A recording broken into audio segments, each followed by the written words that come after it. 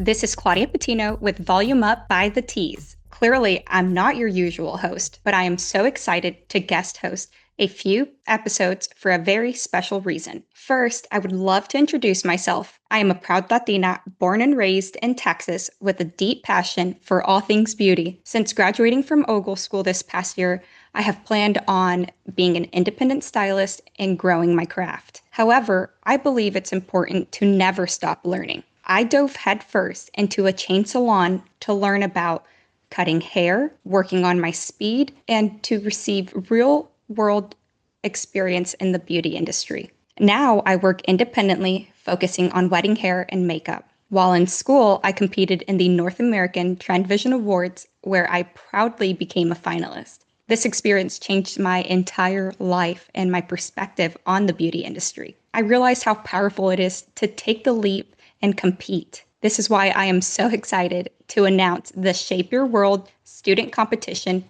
podcast series. Sebastian Professional, in partnership with Wella Education, announced their new Sebastian Student Competition. The student competition is for any student currently enrolled in a cosmetology school with two categories, cut and styling. This is your chance to put your name out there and grow your career. This podcast was specifically created to support and encourage students who are unsure or still thinking about entering the Sebastian Student Competition, but need the extra push to step outside their comfort zone. I'll be interviewing people like Omar Antonio, Anthony Cole, and Marylle Koken to share behind-the-scene insights on competition, tips on building strong competition looks, and have honest conversations to help you show up confident, prepared, and ready to win. Thinking about sitting back and passing this competition up for the NATVA? Well, don't. This year, the Sebastian Student Competition is students' only opportunity to compete. Don't just take my word for it. Let's dive into this week's episode with Marylle Koken to discuss finishing touches with editing and submission tips. Born and raised in Holland and then schooled in France, Marylle Koken was only 19 years old when she came to Los Angeles. As a daughter of a hairdresser, her passion drove her to be the best. She quickly rose to prominence within the industry and grew a roster of devoted celebrity clientele, including Jack Osbourne, Kimberly Stewart, Paris Hilton, Morrissey from The Smiths, 9 Inch Nails, lead guitarist Robin Finck, as well as Kendall and Kylie Jenner. Koken Salon, the Harlot Salon, is located on Melrose Avenue, one of Los Angeles' most famous destinations. Outside of the salon, her talent has been tapped to lead multiple projects, including platform education, product launches, editorial collections, red carpet styling, runway shows at LA and New York Fashion Week, advertising campaigns for Sebastian Professional, and makeup lines such as MAC Cosmetics. A 3-time NAHA finalist and 2-time Wella TrendVision Award winner, Koken has been featured in NYLON Magazine, Stylecaster, and Refinery 29. Recently, she was named Sebastian Professional's Los Angeles Creative Ambassador. Marylle, welcome to Volume Up by the Tease. We're so excited to have you here today and talk more about the Sebastian Student Competition in partnership with Wella. And I just wanted to thank you so much for squeezing us into your very busy schedule. How are you today? I'm good, Claudia. Thank you for having me. And let's keep this real, huh? Absolutely. That's the most important part. I feel like it's so difficult to keep it real when it comes to competitions because of the high stress. And now I really want to dive into your background and the foundations that got you where you are. So one of the questions that I have for you is, how did you get into the beauty industry? Was this something that you thought you would always do?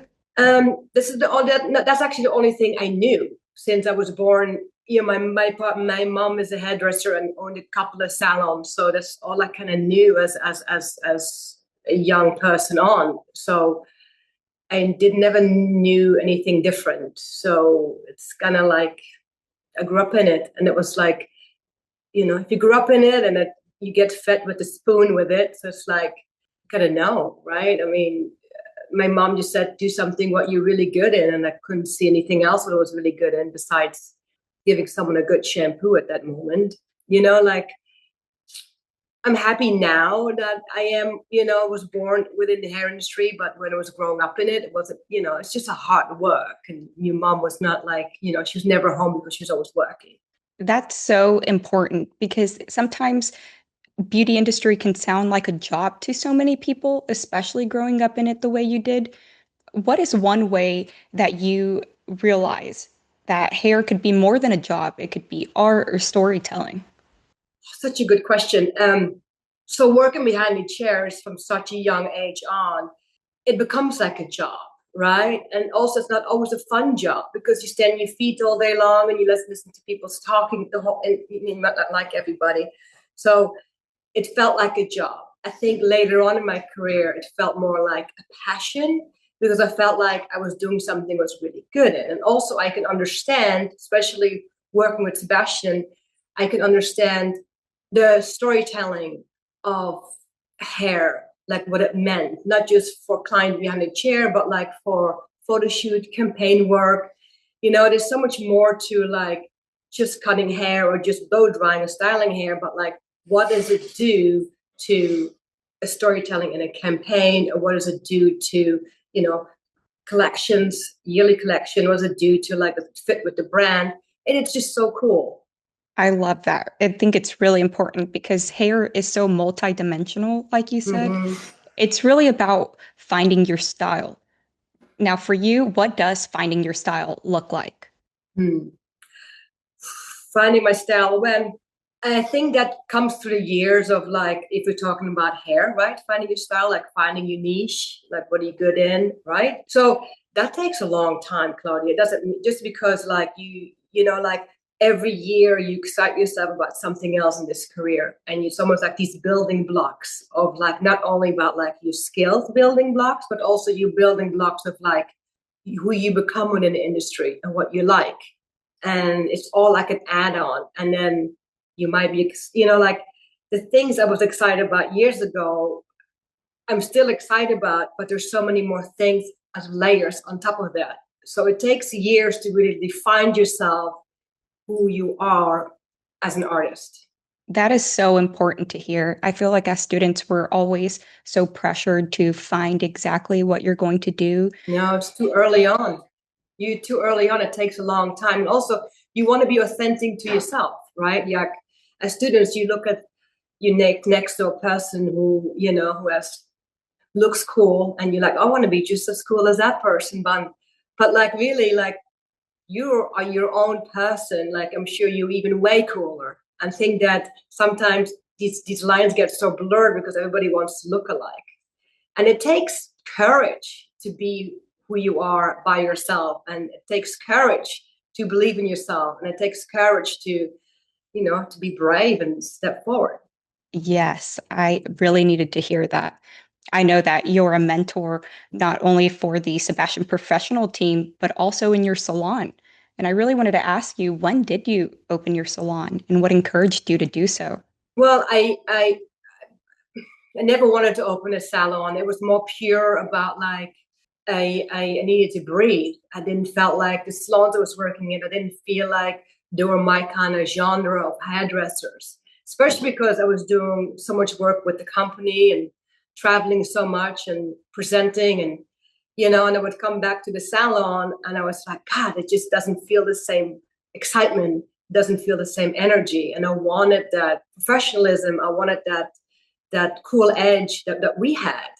And then I was like, this is not going to work. I just, it was very brave and it was very hard. But I wanted to just, I just wanted to work with people who were just like me and who I can learn from. That's really the reason why I opened up a salon. It wasn't because you wanted to make money or none of that. It wasn't anything glorious at that moment. Absolutely. I feel like the difficulty and competition makes you realize how great you really are. So, what you did was take that courage, and I think it's incredible.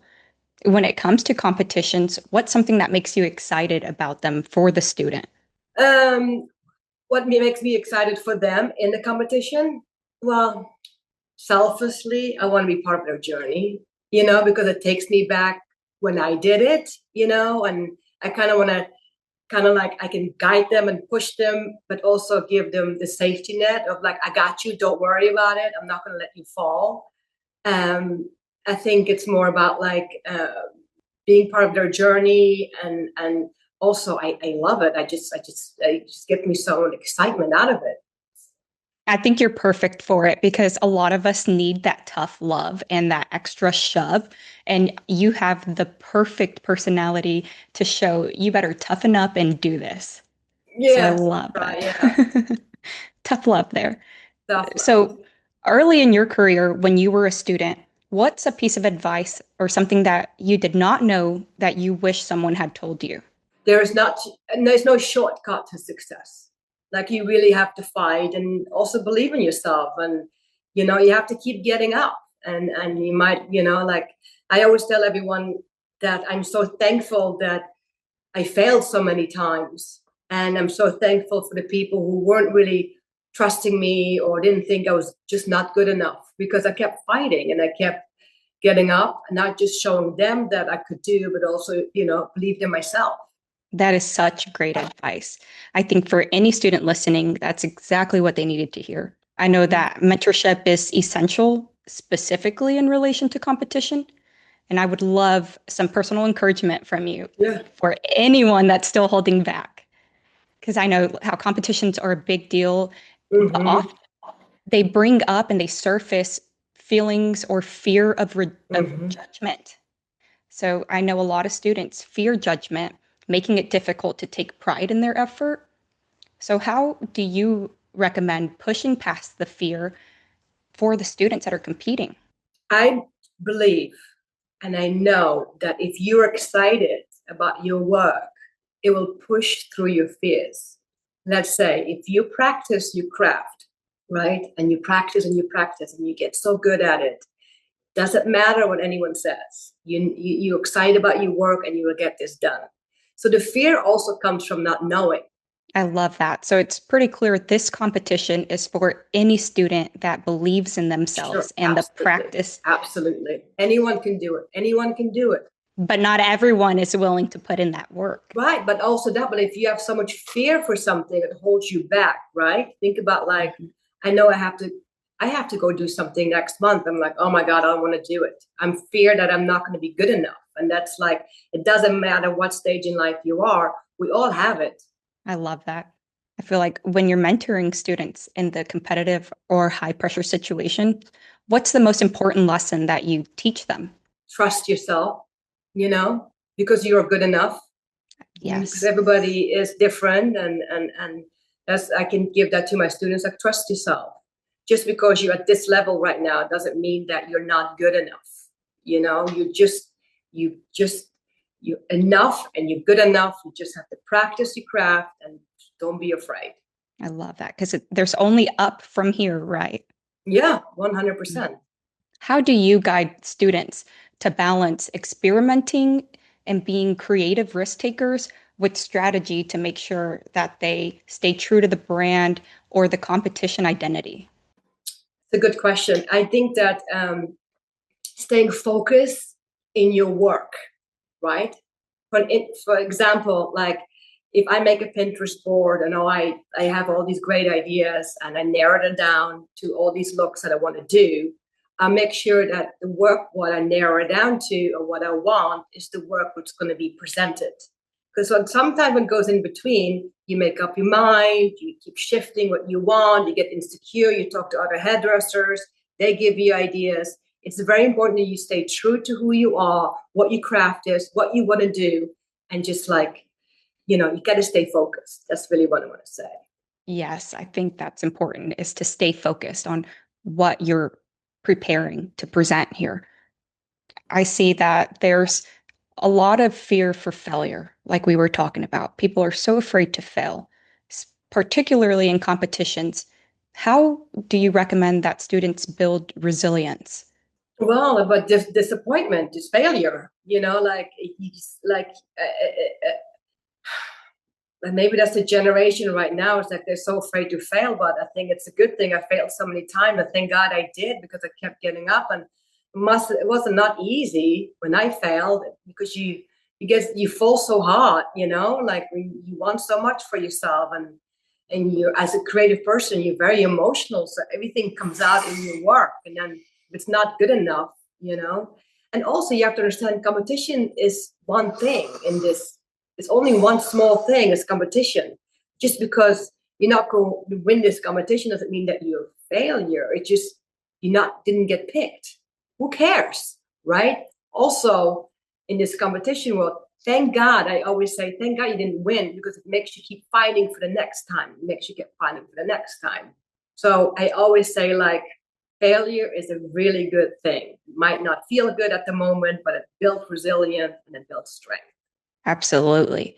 I think our goal is to mentor as many students as possible, because in other episodes, we talked through the whole submission process with mood boards, model selection, trial runs, and common mistakes. But the one thing that we have yet to talk about is finishing touches for competition. Now, Marylle, you're the perfect person to dive into this. We've all seen the beautiful finished pieces that you have presented to the world, and we have all grown to admire them. So I wanted to ask you, with finishing touches, since they can make or break a competition entry, what do you call or consider a finishing touch to really mean? When it's not perfect. Would you say it's different in a competition versus in a salon? So finishing touches for a competition mean like it needs to be clean, it needs to be all these things, right? It needs to be the right lighting, it needs to be the right direction. It's not just the hair. The hair is one thing out of it. It's the model, it's the lighting, it's everything, the makeup, But what I can give back to you is like the last finished touch is almost like that little flick, but unperfect. That little unperfect fringe or that little unperfect curl, or that's like, because as judges will look at something I haven't seen that yet before, right? Yes, that is a key information, is the judge's perspective. Mm-hmm. Now, how do you guide a student to say that is enough, this is finished, and step away? By stepping away, that will give you the answer, because that's, by stepping away and looking at your work, that should be like enough said. Not just students, but also, people who are a little bit older doing this competition, we're too focused, too close up focus, not to step away looking at it. Also comes from practice, right? So if you practice it more and more, then you know to step back. But the question was more about like how to tell them. Is that right? Yes. Because I would say less is more, like. Yes. And I think it's good. Mm-hmm. As a professional, I bet it's much easier for you. For students, how do we train our eyes to say, this is my finished look? Well, when you're doing hair or when you're creating something for a competition, in your gut, it's like going the wrong way, right? When you're doing something and you're cutting and you're like, oh, I got lost, I don't know what to do. That's when you get to step away. Do you have any tips on telling the difference between a good look and an exceptional look? Well, I do, but students they don't have the eye yet for it, right? But what I do like about the young hairdressers today, because they have such a fresh eye, and they have such a fresh way of doing hair. It's so unique to them. I don't want to like change their perception of like, this is good, this is bad, because what they're doing right now is really good. Just because I do it different doesn't mean that's better. You know what I mean? It's like I want to keep them in their own world as their own creative person, so they have a free outlet to like explore their creativity. Absolutely.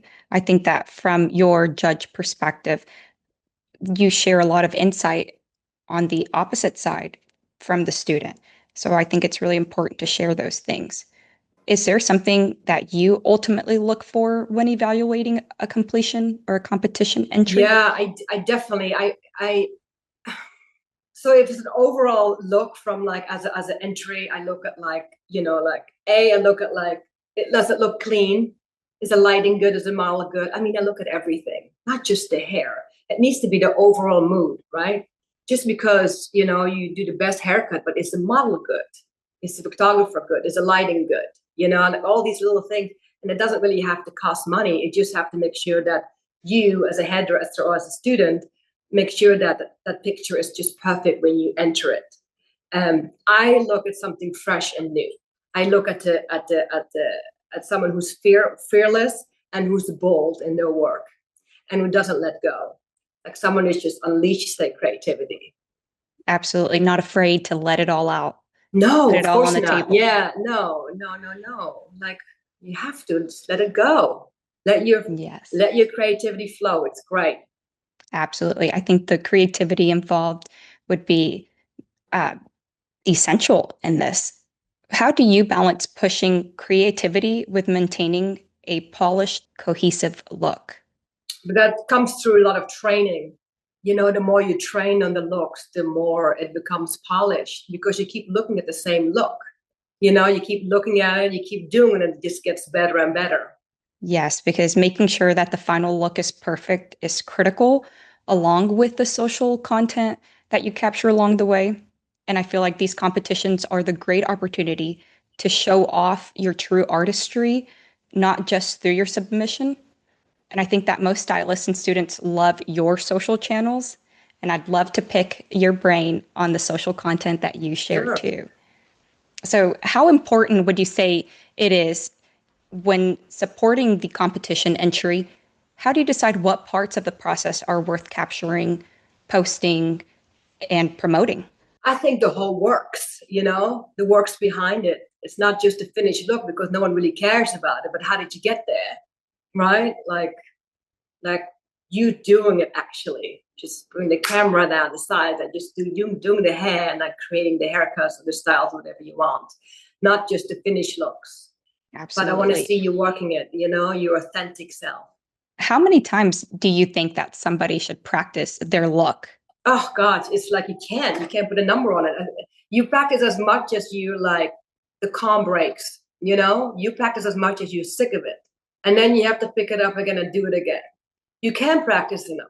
Absolutely. I feel like you only truly learn something when you're able to teach it to somebody else with no interruptions. What are some tips that you have for students capturing the behind the scenes of their process and how to genuinely tell a story?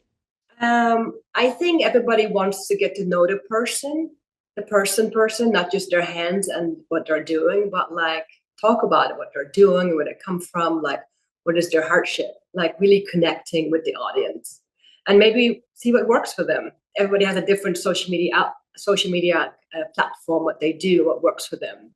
So some people are not very free or daring enough to talk. They just do other things. But, you know, I want to see what someone is about and where is your process and all this. Absolutely. Right. Would you say, is there a simple way to make the social content stand out without losing authenticity? If it's hard, but losing the authentic, I think that's the easiest. For me, that would be the easiest to being authentic because I couldn't be not authentic. I don't have that skill. Sometimes I wish I did. But being authentic is like, that's the only way to go.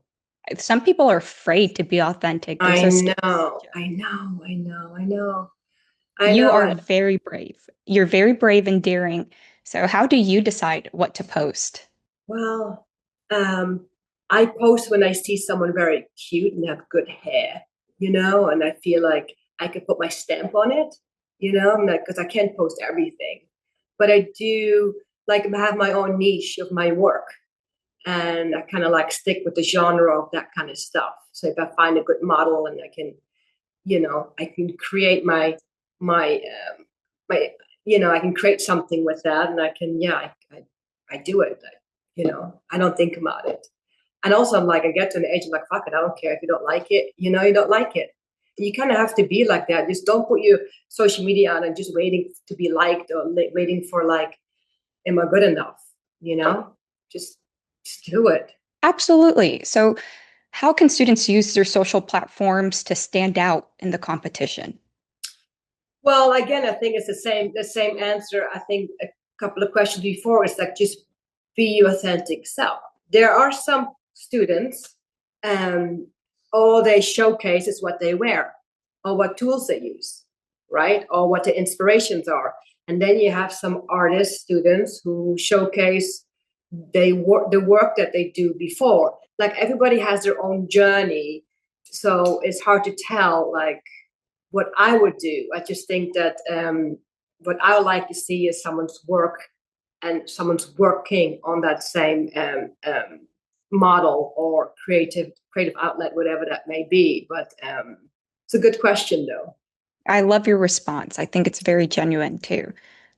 Now, are there any common mistakes that you see students make when sharing their competition-related content online? I haven't seen a lot of competition footage for social media online. I can only say when you do it, make sure your tools are clean, your background is quiet, and I can see your work.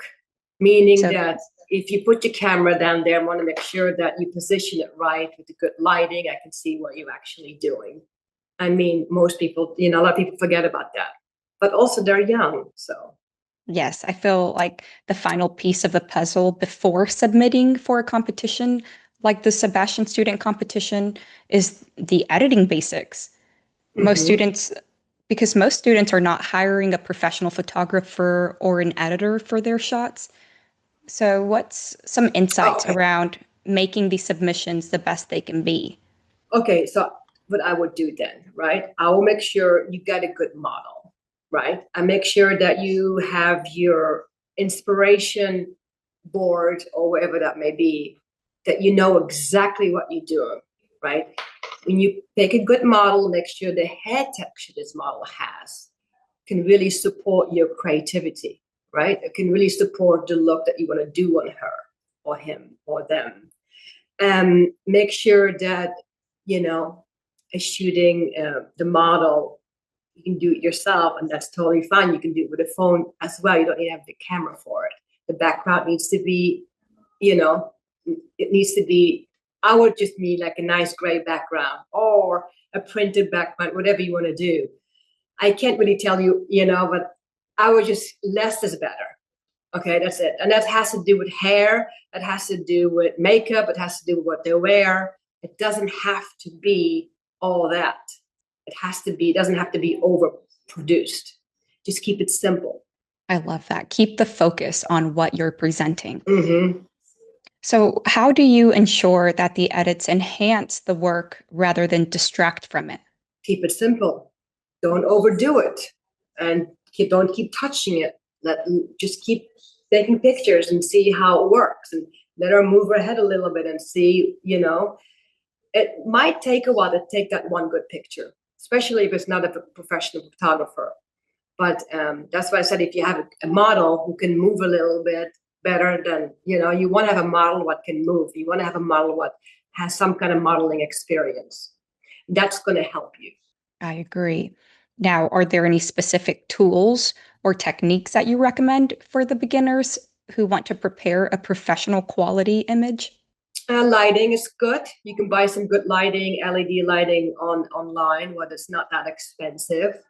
And also there's a lot of YouTube videos that can watch how to make good pictures, editorial shoots. So there's a lot of good content that you can find that helps you. Yes, I feel like you just have to be. I mean, that's what I would do. So I'll do the same thing. Well, you're definitely the queen here. We all want to follow in your. I'm following right in your footsteps, so lead the way. Okay, you got it. So, what do you recommend for the students that feel nervous or overwhelmed by the editing tools and that they worry that they're doing too much? Well, if they're worrying that they're doing too much, they're probably doing too much, that they probably have to, like, what helps me is make a checklist, right? Before I do a shoot, I make sure I have my checklist, and so I won't do too much and I won't get overwhelmed. So doing a checklist definitely helps you by not getting overwhelmed. I think a big thing too is when you take that picture and you start picking it apart, like here's a flyaway, this curl isn't curling the right way. Do you recommend that students edit those flyaways out or just keep it natural? I'm the same way though. When I'm online, when I'm on the photo shoot, like, ah, I hate it. Why is this? Because it looks different when you're doing the hair and you look through the camera, like you see everything, and not every angle is good. So before you start picking the hair away, why don't you try to find the angle that you really like within the hair, or within the shape, or have a profile, or sideways, or 3/4, or like let her move her face and then find the right angle. If you find the right angle, that's when you can keep polishing the hair. But unless you not find the right angle to shoot it, don't polish it yet, because you're going to ruin the whole hair. That is something I never thought of, because whenever I think about editing, the first thing I want to do is Photoshop a picture. But just hearing to physically take your time and move the model around to get the perfect angle. What are your thoughts on those, on the Photoshop and the artificial intelligence to edit? Are you for or against doing that? I think, so many things it's great with it, but like I always like a photo what speaks to me. And sometimes when this photo has been too worked with, I lose the connection with the mood of the picture. Because if you take a good picture of hair, whatever it is, it needs to speak to you. And when it's too polished or it's too like done with, then you lose that. Can you tell when somebody edits away those real moments? Oh yeah. There's a fine line too, being too much or not enough. I mean, sometimes it helps because, sometimes, there's a fine line in the face that you can wipe off, or maybe that piece of hair isn't long enough, so they can fix that. I mean, sometimes it's really good, but when it's really like in the face, it's too much probably. There's a fine line. I'm yes for it. I'm also no for it. But my personal taste is a bit more lived in, a bit more gritty, a bit more like natural. Absolutely. Now, for the students competing, should they stay away from it? I think they should try all different kinds, I mean, they should definitely, they probably want something in post-production a bit more, everybody clean the surface a bit more, and if you can find someone who can like do that, they can definitely clean out the flyaways, because you really can do that best in post-production. That makes sense. Or do a hairstyle that doesn't have flyaways. If you do a hair with, it's like, let's say it's curly and there's a lot of flyaways, just make it more flyaway then. And make it about like this is a very textured kind of look. You know what I mean? Like if it's too flyaway, just go ahead and brush the whole thing out, or give me a look what it minimize flyaways. Or maybe just that texture or that look on that model's hair might not work. Absolutely. I think that with the content that is being captured, you can definitely tell if a picture is photoshopped or if it's altered. So it's important to stay authentic and not do too much to change the overall look. Yeah, I mean, I like a little bit more of a flyaway. I like it more, I don't like it too polished, because that's not my work. But if you look at like some really cool Sassoon haircuts and that hair is so polished, but their probably natural hair is straight, and it all fits to each look. Every look has, depending what kind of look that you're going for. Yeah. Incredible insight. I hope that every student out there realizes that we're speaking to somebody that will be judging these and looking at all the competitions, the entries. I think that we are so lucky to have you here, because not everyone's willing to share that insight. And you just gave us a bunch of tools to add to our tool belt here and compete. Good. I'm with glad. them. Yeah. I think that was so important. It helps get the jitters out of here, not feel so scared to be yourself and try something new. Like you said, what's the worst that's going to happen? You fail and you try again. Yeah. It's like, have to. Yes. What should the students take away as a final piece of advice? I think trust your work, because no one else is going to do it if you don't, right? Like, and I think maybe also that comes with age, because if you're a little older, then you kind of go, then like you have to trust your own work, and you have to be proud of what you do. Practice helps a lot, and being out there to find a mentor who can also help you, you know. If I had a mentor earlier on in life, I think that would have really like helped me. Maybe I wouldn't have fallen down as much as I did. I would have had more of a support and more of a safety net, or someone who can help me guide. I think a mentor was essential to your growth as an artist, but also can help you guide who could, in the right angle as an artist. A true mentor could definitely do that. So that's what my advice is, to like find yourself a good mentor who can help you and support you and push you in the right direction and tell you the hard lesson if it's right or wrong, you know, and have that safety net. I agree. I think that you do a wonderful job at mentoring others, especially with the things that you share on your social media. I found myself sharing a couple of your quotes because they are That's they're too good. You're so yeah. raw, you're so honest. I couldn't have worded some of them better. You're great. But you are a busy woman, so where can students find you? Well, I think social media is good. Instagram is good. I think in my DMs, you know, I think that would be the best ways. I'm very good in responding. Someone will respond. So that's and I love to help. I do. I really do. I think this is a great career, and it's the best career, not a great career. I think it's one of the best careers because, especially if you like people, especially if you're an extrovert, you know, like if you want to be around people. It's also one of the last, I feel like, professions that you can start touch people's hair and actually being one-on-one.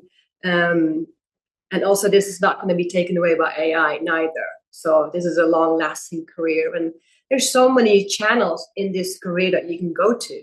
I agree. It's such a sustainable industry, and Mm-hmm. I think it's incredible that there are competitions just to keep that hunger in the beauty industry alive.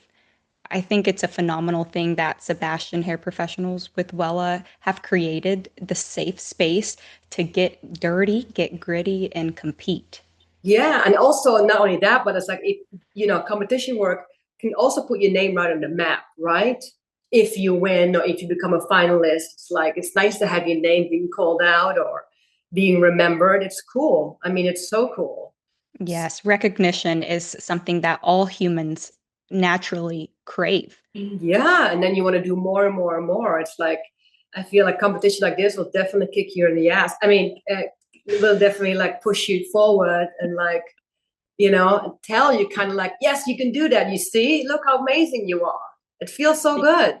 It'll make people feel silly forever thinking they weren't good enough. You Yeah, need for this. sure. Yeah, and also Because, people who didn't believe in you, you're like, yeah, I just did that, right? yeah, put it in Yeah, their face a little bit. exactly. So it's so good. It's Yes, silently powerful. very powerful.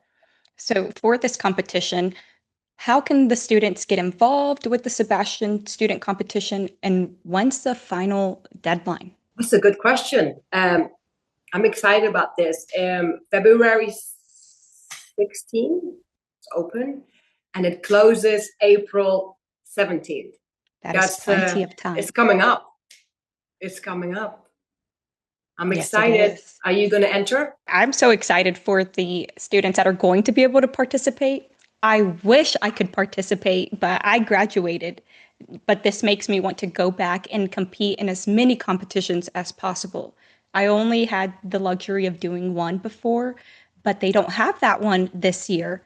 So this year, the Sebastian Student Competition is the one to go for it and put it all on the table. All right, so you're not a student anymore. Okay. I just thought you were.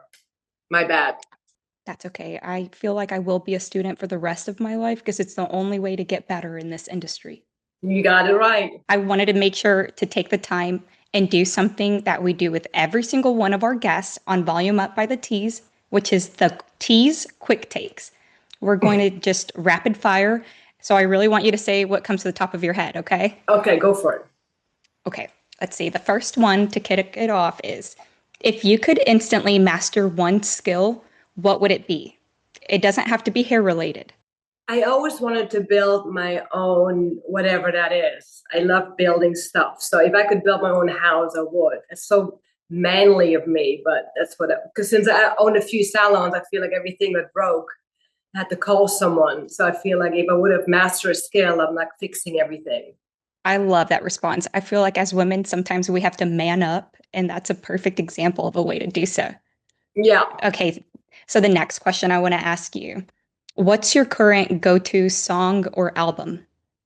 I just don't think I have one song or one album I really like, because I feel like I listen to so many genres of music, But I do have thought about this a lot, and I do have a song by David Bowie, "The Golden Years," that I love so much. It's because when I did a lot of shoots and campaigns with Robert Labetta, he was a big fan of David Bowie, and it would be like on the background in the studio playing all day long. So if I listen to his music, it reminds me of those days.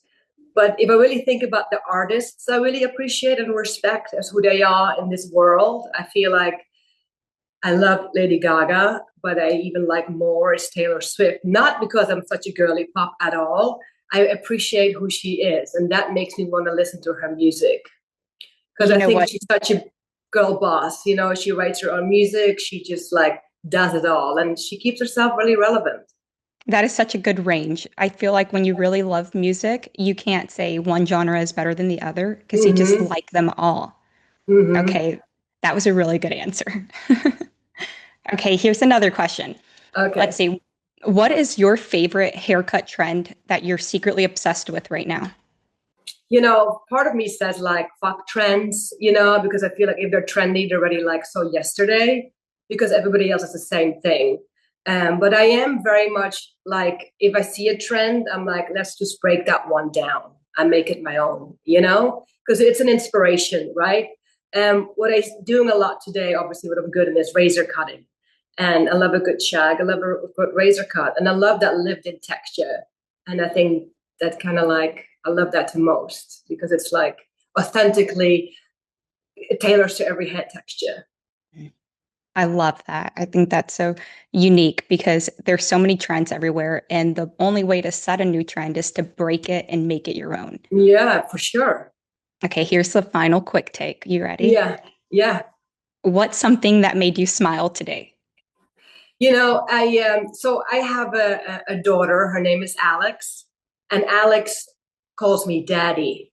And that's something that she has done many years since she could talk, because that's just how it goes, I guess. I guess I come home late from work and I don't know. So that's the thing. She considers me as her dad. So the daddy thing doesn't get old. So that makes me kind of smile every morning when she says, daddy. So I'm like, oh my God, here she comes. I know that time is going to be slowly over, but I think it's kind of funny. I think it's going to be something you'll remember forever. Yeah, for sure. Even she will. Yeah, that's so sweet. Well, I think that was so much fun, and your answers were so genuine and honest. So thank you for that. Of course. I love diving into your creative mind. Well, You're Marylle, so smart, thank you Claudia. so much. Oh, you're welcome. You're so smart. Just a little bit. I am a little bit nerdy, and I do pride myself in that. Thank you, Marylle. Thank you guys so much.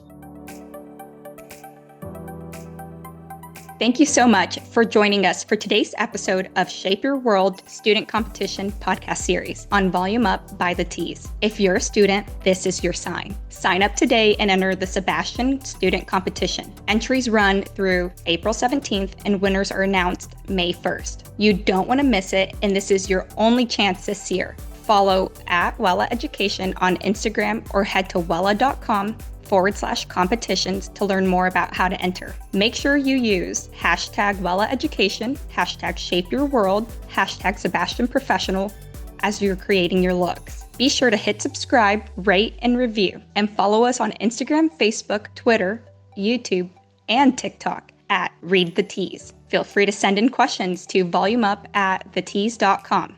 Volume Up is a Tees Media production. This episode produced by Monica Hickey and Madeline Hickey. James Arbaje is our editor and audio engineer. Thank you to our creative team for the custom Volume Up theme song and for putting together the graphics for this episode.